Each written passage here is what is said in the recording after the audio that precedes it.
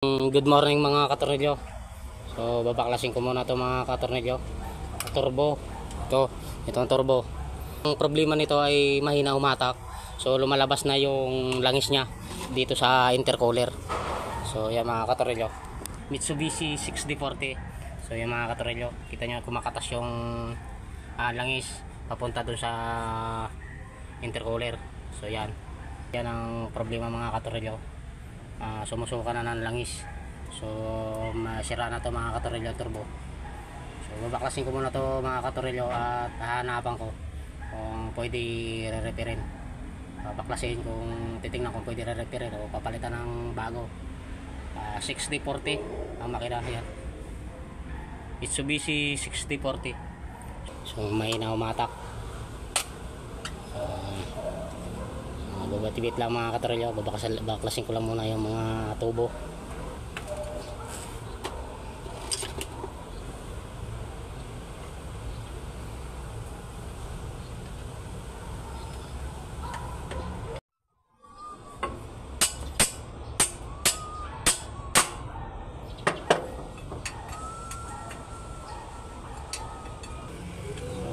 Tubo na baga na yan dyan pag umaahon ka tumudugtong dito sa turbo. So ito to linya to ng hangin. Ito sa air cleaner to. Ito sa air cleaner. Ito nang papunta sa intercooler. So tanggalin ko muna mga katorilyo. sabi niya ayaw niya na daw. Wala ako dun may papagawaan may ano yan tagas ang langis. Wait lang mga. Baklasin ko muna.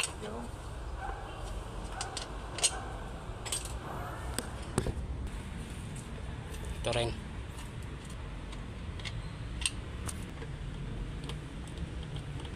Yan, ito sa intercooler to mga katorilyo. Intercool turbs. Ano? Langis na nga. May langis na nga. Oh. So yan mga katorilyo. Napasukan na ng langis. Galing dito sa turbo. Galing dito sa turbo. So napasukan na ng langis mga katorilyo. So may problema na itong turbo na ito mga katorilyo. So babaklasin ko itong turbo at ipapatingin o papalitan ng surplus o kung kaya pang repairin. Palitan na yan, huwag na pa-repair. Puro papasok pa lang hangin dyan ano. Ito. Ito naghihigaw. Yun, papasok din. Humihigop din.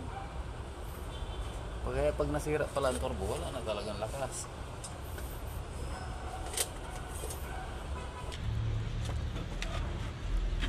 Kumapit yung hose.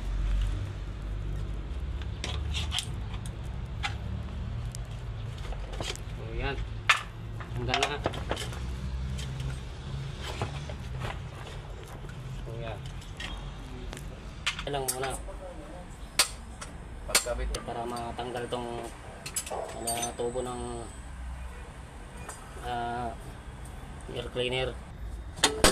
Hop, yan na yung sa air cleaner, tubo na air cleaner papunta sa may butter pala isa sa exhaust.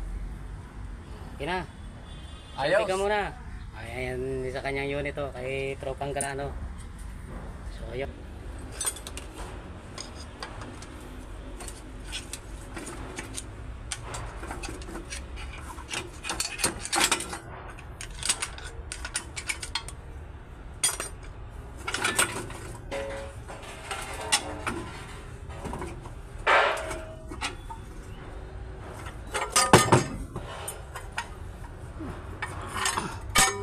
So ito na mga katorilyo. Ibaba na. So ikakambas to mga katorilyo. Dadalhin sa Balintawak sa Bonifacio. Yung kay Boss Mang Ramon sa 6 to 7. So ikakambas muna to mga katorilyo. Yung buo. Problema na, sumasuka na ng langis mga katorilyo yung turbo. Mahina umatak. So yan ang mga katorilyo. So ito na mga katorilyo. Dumating na yung turbo to.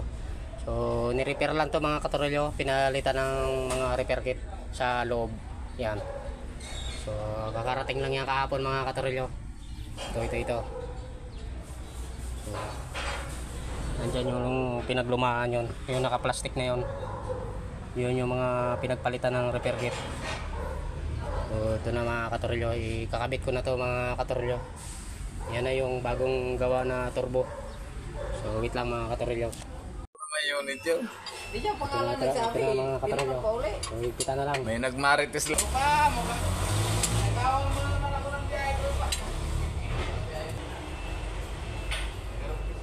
Di silikon.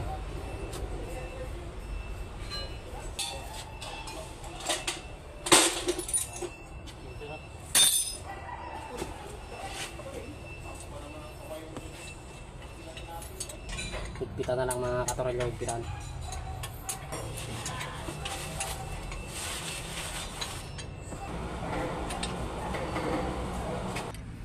Ito na yung papunta sa intercooler to. Yun na yung intercooler. Yan yung intercooler, yan. So ganyan ang forma niyan mga katorilyo, wait lang.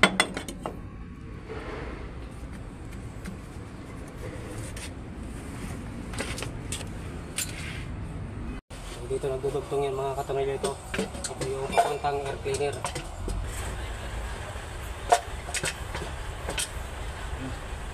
So yan mga katorilyo, ganyan pagkalapat niyan. Okay na. So wait lang. Huwag mong galawin. Ganyan mo lang muna. Ipakapit ko lang muna.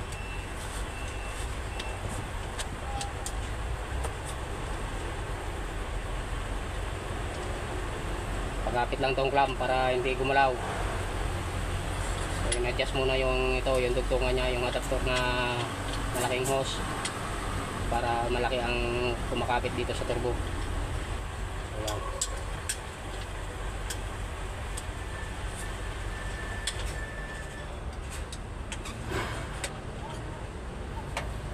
So ayan mga katorilyo, ganyan ang forma niyan. Dito may nakatornilyo para hindi gumalaw to. Doon din sa taas, meron din yan.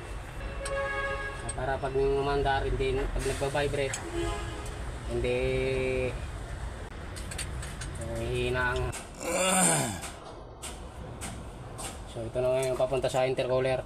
Ito yung adapter ng hose na papunta sa ayun, yung tubo na papunta sa intercooler. Ayan ang silikon. Ayan mga katorilyo.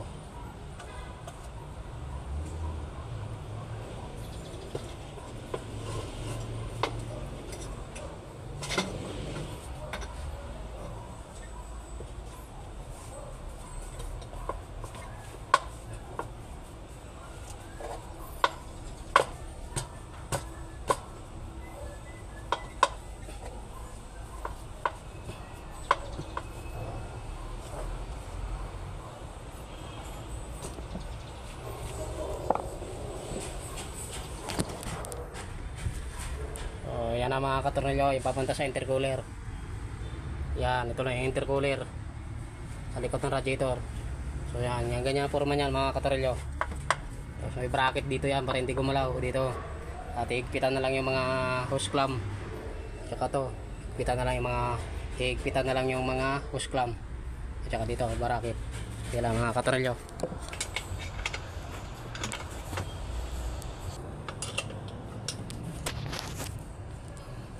Kaya mahigpit na mga katornilyo, yung hose clamp na lang.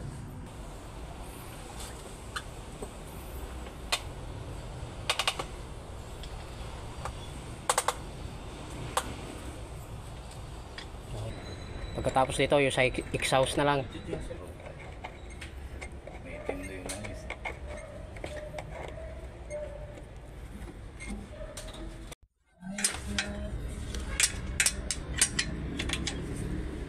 Yan, fit na yan mga katornilyo. Yan.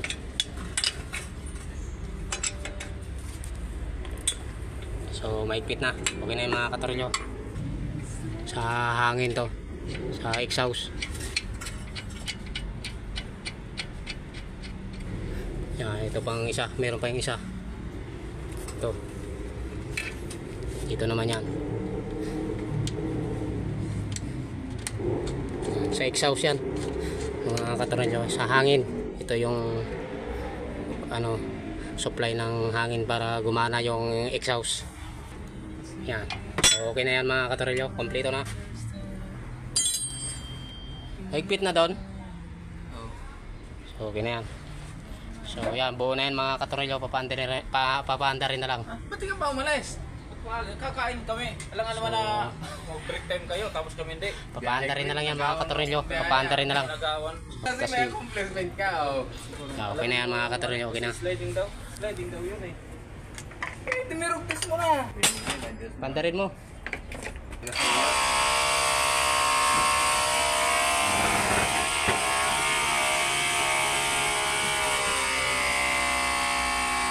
Mga katorilyo, papaanda rin na lang. Okay, pandarin mo. Layan, repair. Paanda rin ni yan, si Tropang Galano, yan ang driver. Ayaw po manda. Ang battery. Tiri. Ayan, maandar na.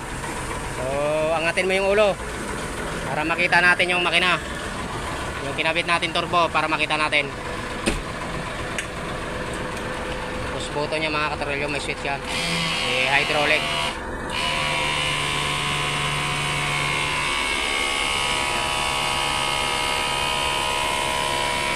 Nayahanip sa forma si paring Galano. Ganado yan pag nandito si Katornilyo magpapagawa.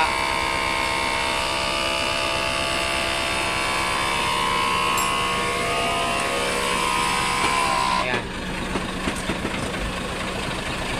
So, chichikin lang mga Katornilyo. So, okay ba?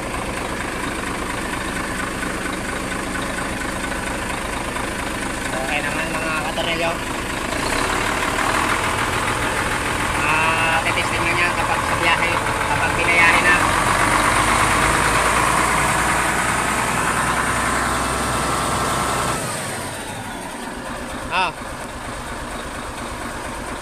Kaya nga, biritin mo.